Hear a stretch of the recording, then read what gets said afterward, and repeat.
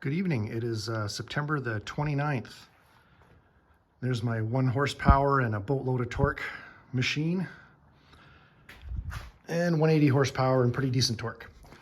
All right, so just a little update. I haven't done a video since mid-winter or early winter this year, and there was no point in doing any more because the conditions were absolutely horrid. So I'm hoping a better winter this year. Anyway, a little update on the sled. We did do a bit more work to it. So just to give you a bit of info on that. So we converted the secondary clutch to a QRS floating secondary. And apparently this is the last kit in Canada. I had Thunder Bay do a dealer search for me because they didn't have one in stock. And they found one in British Columbia and one in Yellowknife. Turns out the British Columbia one was just an error in the computer when they switched part numbers over. But Polar Tech in Yellowknife did have a kit and they shipped it to me. So thanks to them, that was awesome. Glad I found one. And thanks to the Thunder Bay BRP dealer for doing that search for me. So it's installed now, and so the clutch does float. And it was fairly straightforward. The biggest pain in the butt was actually pulling the bearing and the seal on that side. I didn't have the proper bearing puller, so I had to make something up. But it comes with a new clutch tower because it takes a different bearing. It's got a different bearing retainer, which is actually a lot nicer than the stock one. And just because the shaft, as you can kind of sort of see, the shaft is a lot thinner. It's solid metal, but it's a smaller diameter. So you needed a different bearing for this. Everything else, it fit no problem, was pretty easy to install. I didn't have to take a ton of stuff apart for that. The clutch tower brace works totally fine with it. Then it does come with a brand new a sliding half with the a fixed half with the rollers and everything installed, but I swapped the rollers out to I think B&B Monster Toughs. So that's good, and I moved my Helix and everything over. It comes with all the hardware, like brand new Helix bolts and everything. So no issues there. It was a very, like I said, very straightforward. Works really well. The way they kind of did the floating mechanisms, pretty cool. So I'm looking forward to that. I think that's going to be great. I never had any trouble with clutch alignment or belts or anything. My sled was always like bang on. Even when I put the new motor in, when we put the fixed clutch in, the alignment was just smack on the money. So this one I had to add 2 shims to put it in the, stock spot. But yeah, anyway, that was great. We did do the belt drive. I now have a 28 tooth top gear. So it's a 58 bottom, 28 top. That gives me a ratio of 2.07, which is kind of more heading towards the trail sled route. Like this is geared pretty close to what a Renegade would be geared, I would think. But again, we got a much more powerful motor in there with a lot more torque. So it shouldn't be an issue pulling it. And I was running a 2.17 gear ratio, I believe, or 2.13 gear ratio before with no problem with the 800. So just remember, my track is not the mountain track. It's a Cobra. It's an Ice Cobra 1.6 and 15 wide. So less track to spin around.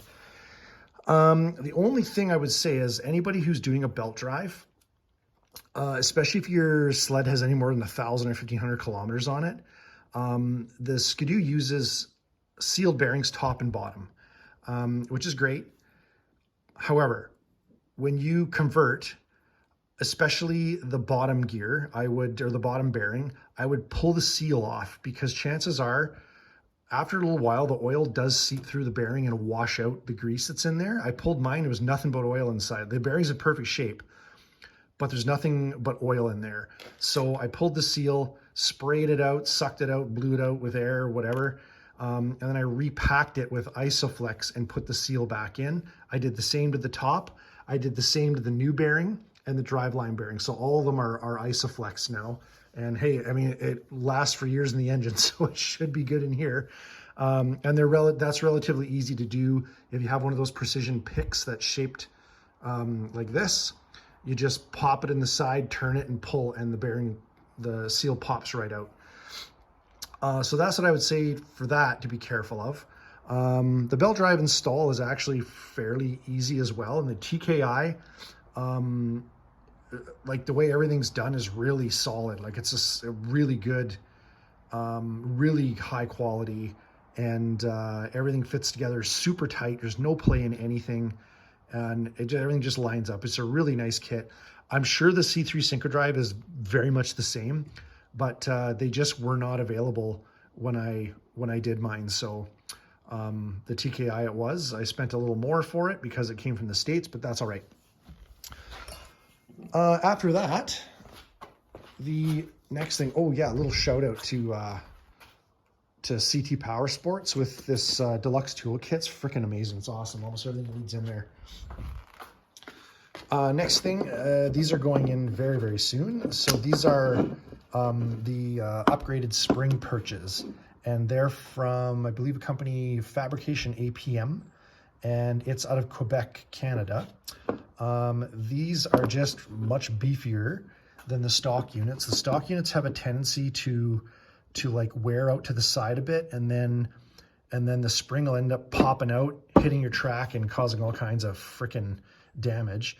So these ones are wider and also have this nice big shoulder on here. So if the spring does wear through this, it'll get caught by the metal. And so you can buy these as a complete kit, and then you can buy these here individually, just the plastic pieces, for replacements. So that's going to go on, probably take about 15 minutes to install total. The next thing is these are the sway bar links that go from the A-arms to the sway bar attachments. These are the stock ones for a 36-inch wide kit. They're too long for the wider ski stance and kind of where the mounting tabs are. As you can see, it's been binding pretty badly. So I had to pull the whole sway bar off. It was early this year I did. And I want to put it back on. I like the way it handles better with it on. So I am going to order a set of shorter dog legs for the backcountry and trail sleds. So that those will go on as soon as they come in, and I'm going to put this whole sway bar back in. There's the old fixed QRS fixed shaft clutch and the old clutch tower brace. And I don't know if I'm going to get rid of them, like sell them off, or keep them just in case something happens to the QR or to the floating QRS. These ones have the, I think it's the high torque rollers in them, and they're still in perfect condition.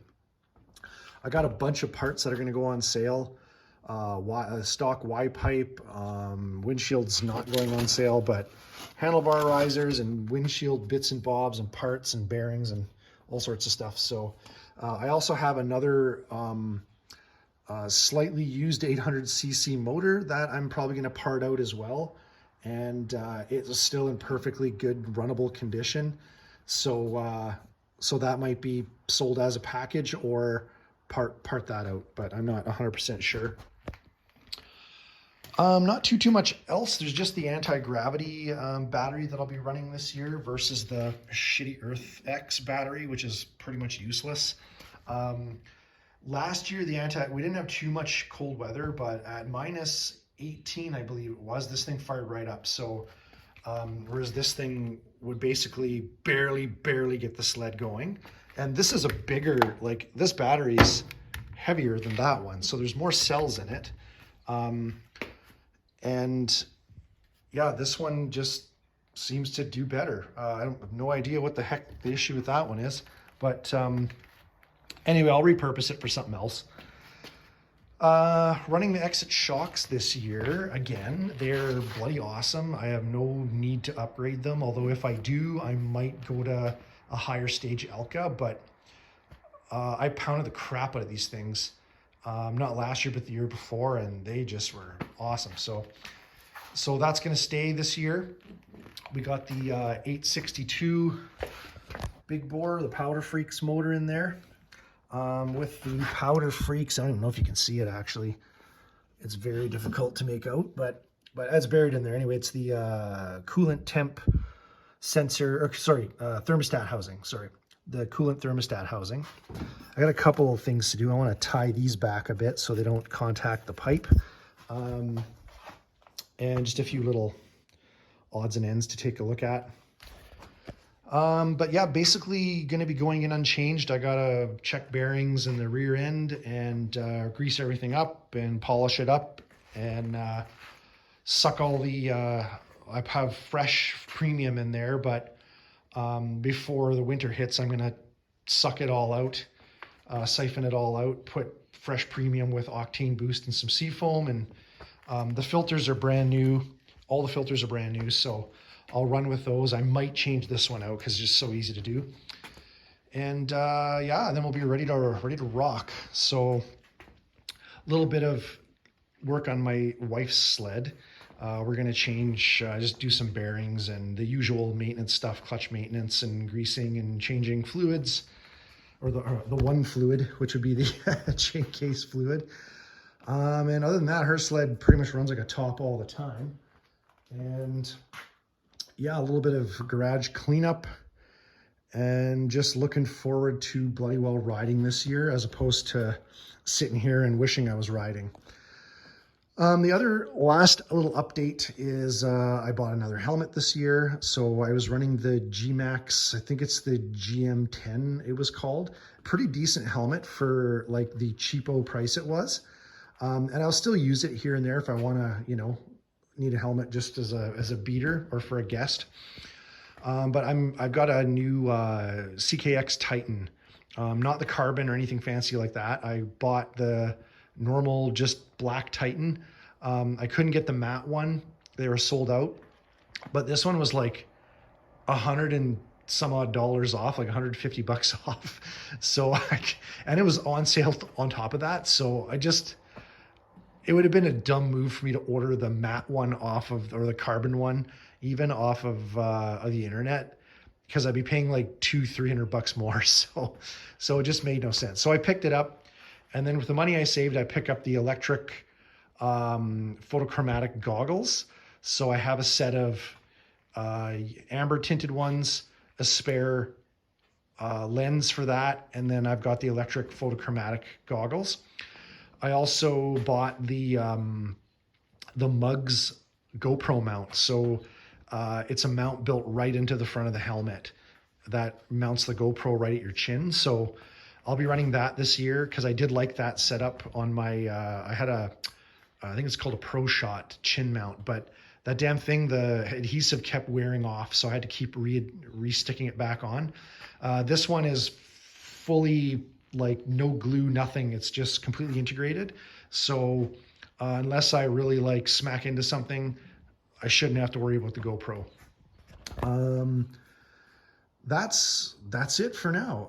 I hope everybody's having or had a great summer, and yeah, hopefully we have some snow this year and just a good decent winter that'll make up for last year, because I'm very much looking forward to riding, and I'm gonna go effing crazy if we don't have a good year this year.